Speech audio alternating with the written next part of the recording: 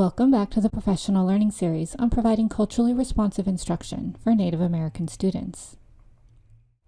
This Professional Learning Series includes the following sections: the what and why of culturally responsive instruction, understanding culture and Native American diversity, foundations for a culturally responsive practice, where to start, some initial guidelines for instruction, going further, more guidelines, pedagogical implications by subject area, and action steps towards developing a culturally responsive practice.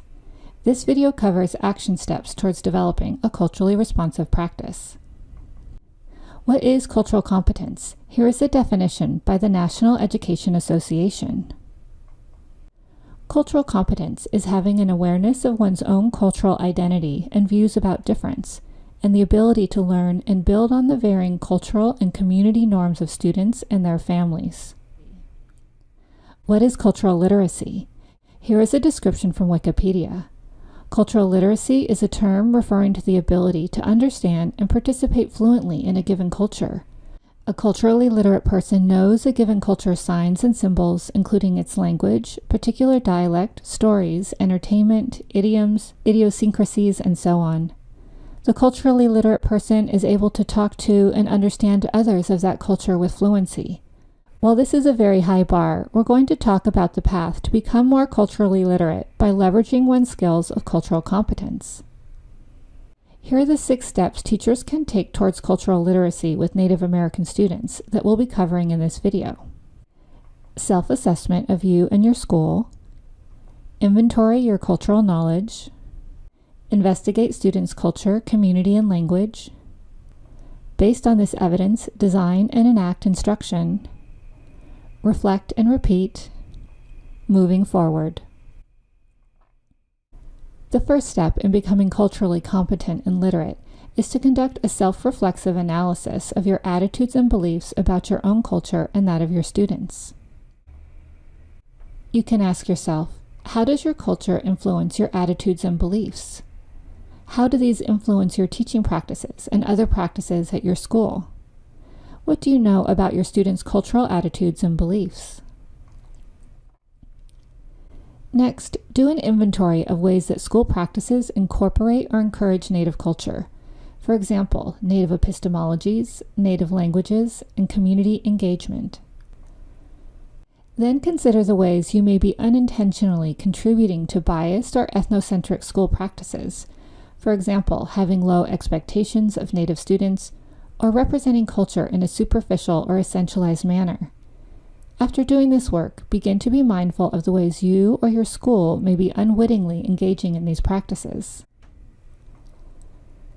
Next, check your knowledge about local culture and ways of doing things. What and how much do you know about characteristics of local culture and spiritual traditions?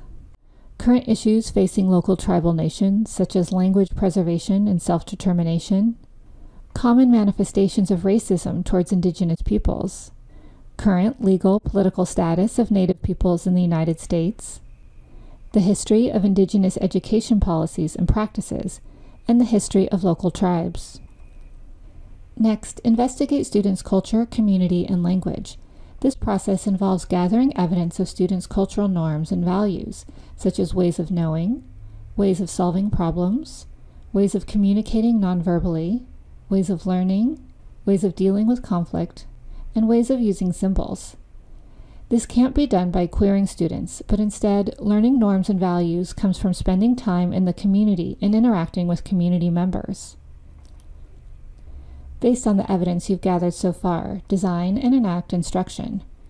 For example, let's say you've realized that your students don't have a clear sense of their own tribal history, although the elders in their community would very much like them to know it.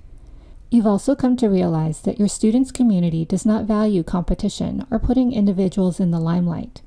Based on this, you plan a unit where students work in groups to learn about their tribal history through talking with elders and reading primary and secondary source materials. Each group focuses on a different time period.